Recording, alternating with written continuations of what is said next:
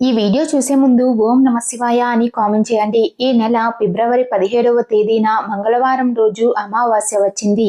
అన్ని అమావాస్యల కంటే ఈ అమావాస్యకు చాలా విశిష్టత ఉంటుంది. సంవత్సరానికి ఒక్కసారి మాత్రమే ఇలాంటి శక్తివంతమైన అమావాస్య ఏర్పడుతుంది. అయితే ఈ అమావాస్య రోజునే సూర్యగ్రహణం కూడా ఏర్పడుతుంది. ఇదే రోజున పంచగ్రహ కూటమి కూడా ఏర్పడుతుంది. అమావాస్య రోజున ఎలాంటి విధి విధానాలు పాటించాలి, అలాగే సూర్యగ్రహణం రోజు పాటించాల్సిన నియమాల గురించి ఈ వీడియోలో తెలుసుకుందాం. వీడియోని స్కిప్ చేయకుండా చూడండి. ఈ 2026వ సంవత్సరంలో మొదటి సూర్యగ్రహణం ఏర్పడుతుంది.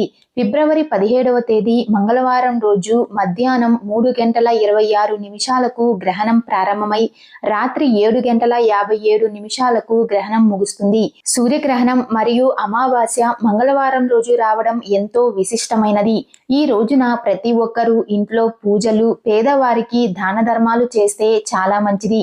ఇక గ్రహణం ముగిసిన తరువాత ఇల్లు శుభ్రం చేసుకొని ఇష్ట దేవతారాధన చేసుకోవాలి.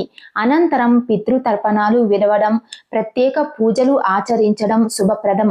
ఇక ఈ సూర్యగ్రహణం సమయంలో సూర్యుడికి నమస్కరించి సూర్య మంత్రాలు పఠించడం లేదా ఓం నమ శివాయ అనే శివ పంచాక్షరి మంత్రం లేదా విష్ణు సహస్రనామం, గాయత్రి మంత్రం వంటివి పఠిస్తే మీ కష్టాలన్నీ వెంటనే తొలగిపోతాయి.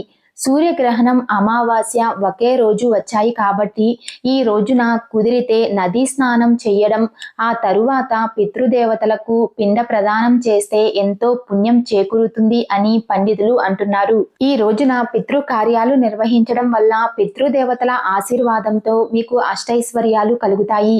పితృదోషాలు అలాగే పితృ శాపాల నుండి విముక్తి పొందాలనుకుంటే ఈ అమావాస్య రోజున బ్రాహ్మణులకు గుమ్మడికాయను దానంగా ఇవ్వండి. అలాగే వస్త్రదానం చేయడం వల్ల సమస్త శుభాలు చేకూరుతాయి.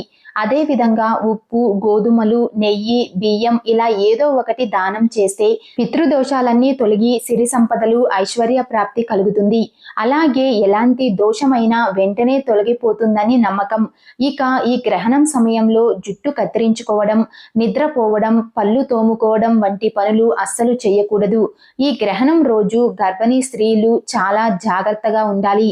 గ్రహణం సమయంలో కత్తి, చాకు వంటి పదునైన వస్తువులకు దూరంగా ఉండాలని పెద్దలు అంటుంటారు. ముఖ్యంగా గర్భిణీ స్త్రీలు ఈ సమయంలో భగవన్నామ స్మరణ చేయడం మంచిది. ఈ సూర్యగ్రహణం సమయంలో తులసి మొక్కకు దూరంగా ఉండాలి.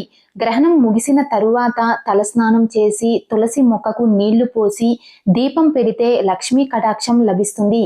ఈ అమావాస్య రోజు ఇంట్లో ఉన్న ప్రతి ఒక్కరూ తప్పనిసరిగా రాళ్ల ఉప్పుతో దిష్టి తీసుకోవాలి. కుడి చేతిలో కళ్ళు ఉప్పును పట్టుకొని 3 సార్లు తిప్పుతూ దిష్టి తీయాలి. ఈ అమావాస్య రోజున దిష్టి తీసుకుంటే నరదిష్టి దోషాలన్నీ తొలగిపోయి సంపూర్ణ ఆరోగ్య ప్రాప్తి కలుగుతుంది. ఇక ఈ అమావాస్య రోజు ఎట్టి పరిస్థితుల్లో దూర ప్రయాణాలు చేయకూడదు. అలాగే ఈ రోజున ఎలాంటి శుభకార్యాలు, గృహ ప్రవేశాలు వంటివి కూడా చేయకూడదు.